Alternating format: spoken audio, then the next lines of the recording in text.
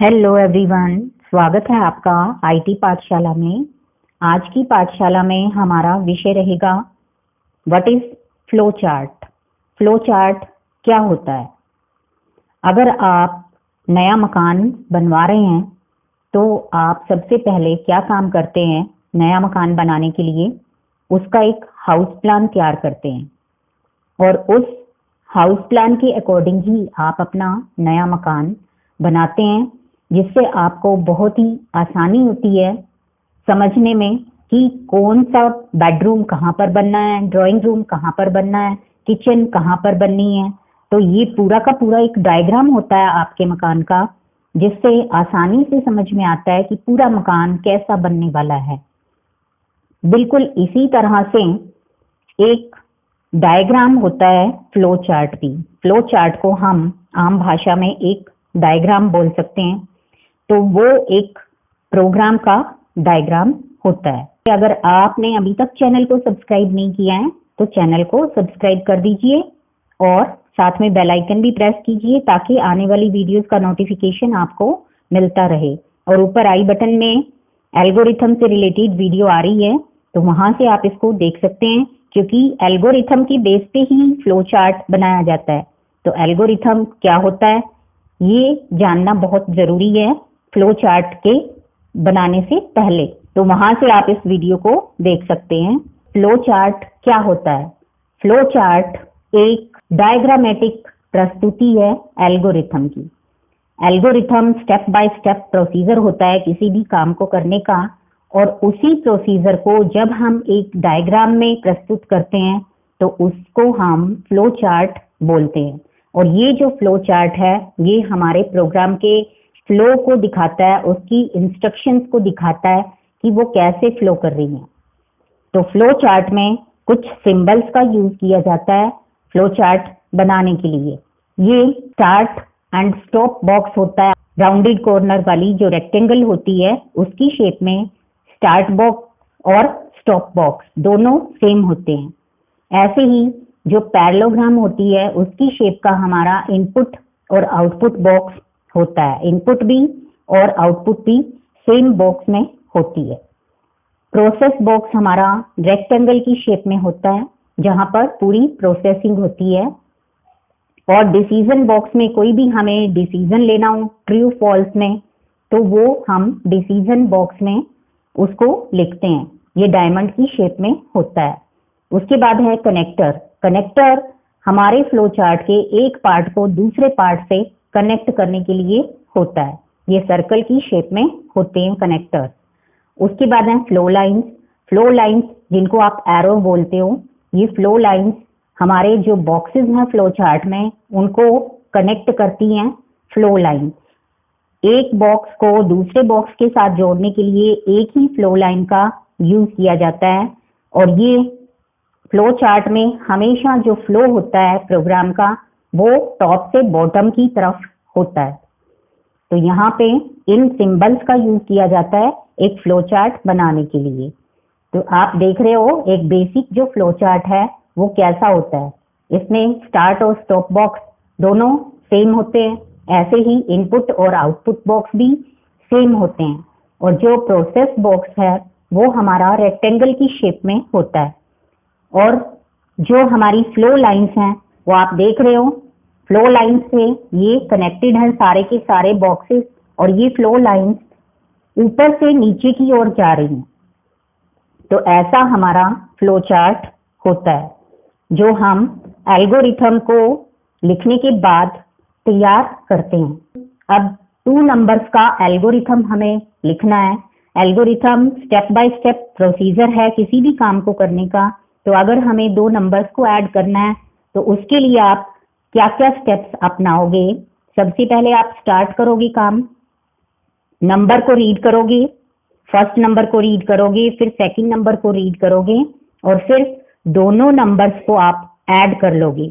Add करने के बाद आउटपुट को डिस्प्ले करोगे जो सम आपका आएगा, और उसके बाद आप काम को स्टॉप कर दोगे। तो यहाँ पे इस एल्गोरिथम के बेस पे हमें अगर फ्लो चार्ट बनाना है तो वो हम कैसे बनाएंगे? ये फ्लो चार्ट में सबसे पहले आप स्टार्ट बॉक्स बना के उसमें स्टार्ट लिखोगे, जो इनपुट हैं वो दोनों नंबर्स इनपुट बॉक्स में लिखे जाएंगे।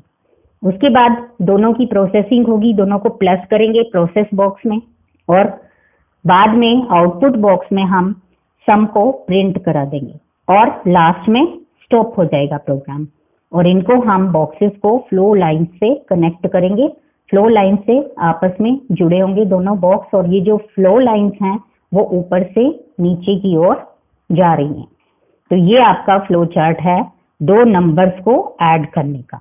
नेक्स्ट है, अगर हमें दो नंबर्स में से कोई ग्रेटर नंबर फाइंड करना है तो उसके लिए हम डिसीजन बॉक्स का यूज करेंगे। सबसे पहले हम स्टार्ट बॉक्स बना के स्टार्ट करेंगे प्रोग्राम को, फिर इनपुट बॉक्स में दोनों नंबर्स को रीड करेंगे और फिर हमें डिसीजन लेना है कि दोनों नंबर्स में से क्या दोनों नंबर इक्वल तो नहीं है। अगर दोनों नंबर इक्वल हैं, ये कंडीशन ट्रू है मींस यस है, तो both numbers are equal output वो हमें दिखाएगा और प्रोग्राम स्टॉप हो जाएगा। और अगर a इक्वल्स टू b नहीं है, नो है ये कंडीशन, तो फिर वो ये फाइंड करेगा कि a b से ग्रेटर है क्या। अगर नहीं है तो b इज ग्रेटर हमें आउटपुट देगा, और अगर यस है ये कंडीशन तो a इज ग्रेटर वो हमें आउटपुट बॉक्स में आउटपुट दे देगा और उसके बाद हमारा प्रोग्राम स्टॉप हो जाएगा। तो ऐसे हम डिसीजन बॉक्स का भी यूज करते हैं फ्लो चार्ट में। एक चीज और आती है फ्लो चार्ट में, लूप। लूप क्या होता है? लूप एक ऐसी मैकेनिज्म है जिसमें हम एक काम को कई बार करते हैं तब हम इसका यूज करते हैं।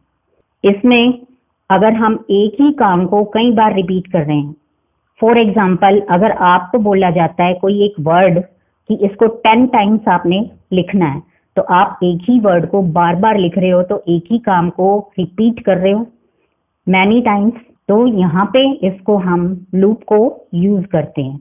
और कंप्यूटर में जब हम फ्लो चार्ट बनाते हैं प्रोग्राम लिखने के लिए, एक काउंटर सेटअप करते हैं जो काउंट करता रहता है कि हमने कितने टाइम्स एक नंबर को या किसी वर्ड को लिख लिया है।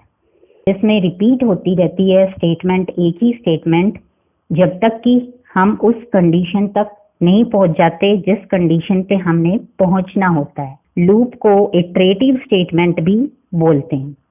तो अगर हमें कंप्यूटर वर्ड को 10 टाइम्स लिखना है तो उसका फ्लो चार्ट हम कैसे बनाते हैं?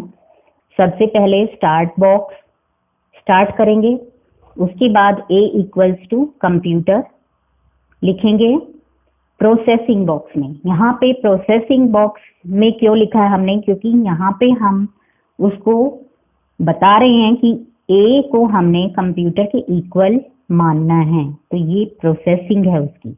उसके बाद इनपुट बॉक्स में हम उसको काउंट करने के लिए काउंट नंबर्स दे रहे हैं, काउंट इक्वल्स टू 1 है, आपने 1 1 करके काउंट करना है। उसके बाद है यहाँ पे आउटपुट। आउटपुट क्या देगा? वो हमें प्रिंट ए को प्रिंट करना है, बार बार हमें कंप्यूटर को लिखना है। उसके बाद आ जाएगा डिसीजन बॉक्स।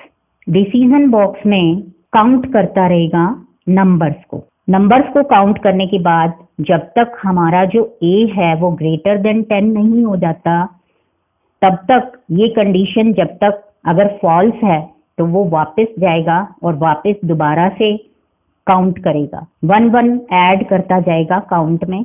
और जब तक हमारी ये वाली कंडीशन ट्रू नहीं हो जाएगी, जब तक a इज ग्रेटर देन 10 नहीं हो जाएगा, तब तक वो वापस जाके उसको काउंट करता जाएगा और नंबर 10 पे जब आ जाएगा तब वो स्टॉप हो जाएगा। तो इसी को हम लूप बोलते हैं।